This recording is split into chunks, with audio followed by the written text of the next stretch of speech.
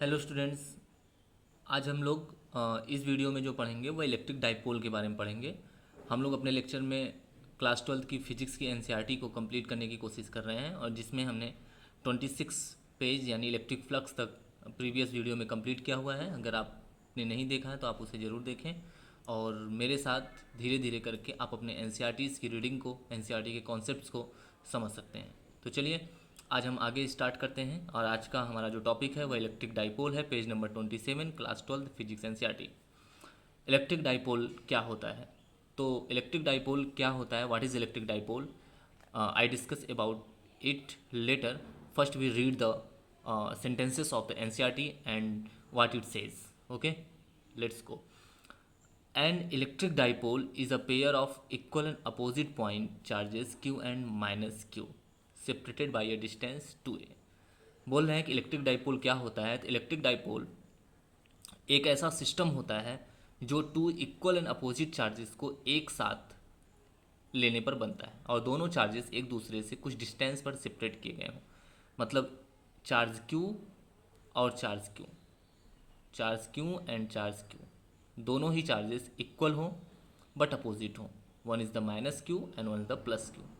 दोनों charges equal और opposite हो करके एक दूसरे से कुछ डिस्टेंस पर सेपरेट कर दिए जाएँ। मान लीजिए वो डिस्टेंस 2a हो, तो ये जो सिस्टम बनता है इसी को हम लोग नाम देते हैं इलेक्ट्रिक डाइपोल। इस तरीके से हमने समझ लिया कि इलेक्ट्रिक डाइपोल क्या होता है। Electric dipole means the system of two equal and opposite charges separated by some distance. मतलब ये minus q and plus q, इस तरह से इक्वल एंड अपोजिट चार्जेस को एक दूसरे से कुछ डिस्टेंस पर सेपरेट करके रख दिया जाए तो ये जो हमारा सिस्टम बनता है इसी को हम लोग इलेक्ट्रिक डाइपोल नाम देते हैं। डिफाइन करते हैं इसको इसी तरह से, द सिस्टम या फिर a system which consist two equal but opposite charges separated by some distance. ये दोनों के बीच की डिस्टेंस जो हम 2a कंसीडर करते हैं वह इसलिए कंसीडर करते हैं ताकि आगे चल के कैलकुलेशन में थोड़ा हमको प्रॉब्लम ना हो, कैलकुलेशन हमारा ईजी हो जाए। और ये 2a डिस्टेंस बहुत कम होती है। ठीक है, एज एग्जाम्पल हम लोग अगर लेना चाहें तो डाइपोल का example HCl, H plus and Cl minus. आप समझ सकते हैं कि यह Cl में हाइड्रोजन और क्लोरीन के बीच की डिस्टेंस कितनी कम होती है। हाँ, तो ये एक डाइपोल ही बनाते हैं। इक्वल एंड अपोजिट चार्जेस बन रहे हैं, दोनों एक दूसरे से कुछ डिस्टेंस पर सेपरेट होते हैं, बहुत कम डिस्टेंस होती है। इसी तरह से कोई भी हम ले सकते हैं जो इक्वल एंड अपोजिट चार्जेस होते हैं, NaCl, ठीक है, Na plus and Cl minus, तो यह एक डाइपोल हो सकता है। इस तरीके से हम इसको कहते हैं डाइपोल, ऐसे किसी भी सिस्टम को दो इक्वल एंड अपोजिट चार्जेस को कंसिस्ट करते हो। चलिए अब आगे हम लोग रीड करते हैं। The line connecting the two charges defines a direction in space. मतलब दोनों चार्जेस को कनेक्ट करने वाली जो लाइन है वह स्पेस में एक डायरेक्शन को डिफाइन करती है। By convention the direction from minus q to q is set to be the direction of the dipole. मतलब माइनस क्यू से क्यू की तरफ जो डायरेक्शन होती है वह डाइपोल की डायरेक्शन मानी जाती है। ठीक है, the mid point of location minus q and Q is called the centre of dipole. मतलब इनका जो मिड पॉइंट होगा उसको सेंटर ऑफ द डाइपोल माना जाएगा। The total charges of the electric dipole is absolutely zero. किसी भी dipole का जो नेट चार्ज होगा वह जीरो होगा क्योंकि इक्वल एंड अपोजिट होंगे, इसीलिए जब इसका नेट चार्ज निकालेंगे तो minus Q plus Q zero आ जाएगा। This does not mean that the field of the electric dipole zero. कह रहे हैं इसका ये मतलब नहीं है कि डाइपोल के कारण इलेक्ट्रिक फील्ड जीरो हो जाएगी। नहीं, उसका नेट चार्ज जीरो जरूर है, लेकिन उससे ओवरऑल उसके कारण किसी पॉइंट पर इलेक्ट्रिक फील्ड जीरो हो जाए ये जरूरी नहीं है। आगे हम लोग डाइपोल के कारण इलेक्ट्रिक फील्ड भी देखेंगे। Since the charge q and minus q are separated by some distance, the electric field due to them when added do not exactly cancel out. Okay, तो कह रहे हैं इन्हीं के कारण डाइपोल का जो इलेक्ट्रिक फील्ड होगी वह जो नेट इलेक्ट्रिक फील्ड किसी पॉइंट पे होगी वो माइनस के कारण फील्ड और प्लस के कारण जो फील्ड होगी दोनों के कारण ऐड करने पर मिलेगी। ठीक है, लेकिन एक दूसरे से कैंसिल नहीं होगी। However, at a distance is much larger than the separation of two charges.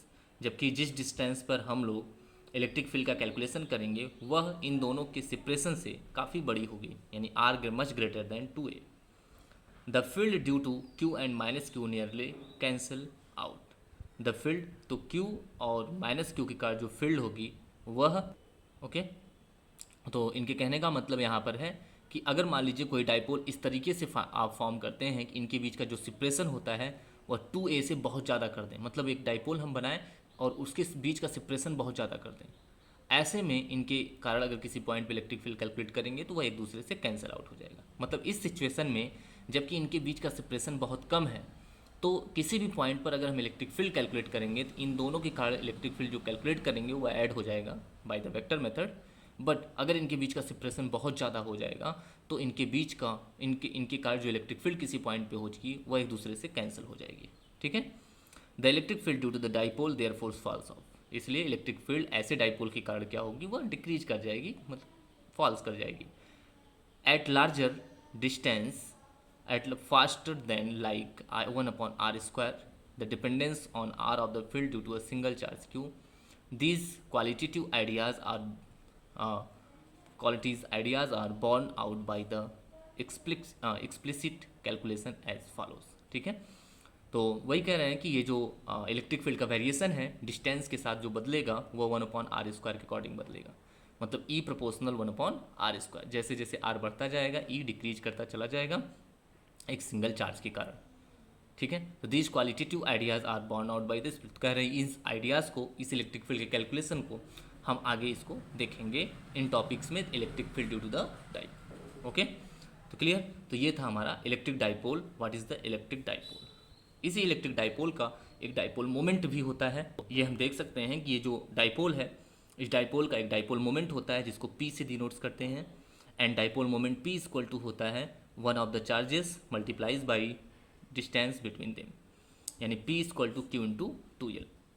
Dipole moment एक वेक्टर क्वांटिटी होती है और जैसा कि बोला गया कि डाइपोल की डायरेक्शन माइनस क्यू से प्लस क्यू की तरफ होती है, तो डाइपोल मोमेंट की ही बात कर रहे थे, यानी इसकी जो डायरेक्शन होगी वह किधर होगी, minus q to plus q to side. ठीक है, तो ये डाइपोल मोमेंट की डायरेक्शन होती है और डाइपोल का मोमेंट का formula P equal to q into 2L। And इसके यूनिट की अगर हम लोग बात करें तो यूनिट क्या हो जाएगी, इसकी यूनिट कूलम, इसकी लेंथ है, इसकी यूनिट मीटर, तो ये हो जाएगी कूलम मीटर, सेंटीमीटर नहीं है, कूलम मीटर है। ओके, तो ये डाइपोल मोमेंट की यूनिट हो जाएगी। यह एक वेक्टर क्वांटिटी है, vector P equal to q into 2 vector L भी दिखा सकते हैं। समझ में आ गया? तो डाइपोल क्या होता है, डाइपोल का एग्जाम्पल याद रखिए, डिस्टेंस बहुत कम होती है, अगर बहुत ज़्यादा डिस्टेंस ले लेंगे तो किसी पॉइंट पे इनकी का जो इलेक्ट्रिक फील्ड होगी वह जीरो हो सकती है, एक दूसरे से कैंसिल हो सकती है। ठीक है, लेकिन ये डिस्टेंस बहुत कम होती है, लाइक SCL जिसकी डिस्टेंस दिखती भी नहीं, इतनी कम होती है। ठीक है, तो डाइपोल की डिस्टेंस बहुत कम होती है उनकी चार्ज की सेपरेशन की। इसका एक डाइपोल मोमेंट होता है P equal to q into 2L, जो कि किसी भी एक चार्ज के मैग्नीट्यूड और उन दोनों के बीच की डिस्टेंस, यहाँ 2L ले लिया है, मतलब 2A माना गया, तो यहाँ पे A अभी आप मान सकते हैं, अगर डिस्टेंस आप 2L मानेंगे तो ये Q इंटू 2A, यानी किसी भी एक चार्ज और दोनों के बीच के सेपरेशन के मल्टीप्लाई के बराबर होता है डाइपोल मोमेंट। यह एक वेक्टर क्वांटिटी है, इसकी यूनिट माइनस क्यू से प्लस क्यू की तरफ होती है। ठीक है, चलिए अब हम नेक्स्ट लेक्चर में क्या पढ़ेंगे, क्योंकि ये टॉपिक यहीं पे ख़त्म हो रही है, अगला लेक्चर एक नया लेक्चर है, एक नई टॉपिक है, इसीलिए हम उसको नए वीडियोज़ में कंटेन करेंगे, जिसमें ये बताया जाएगा इलेक्ट्रिक फील्ड यानी डाइपोल के कारण हम लोग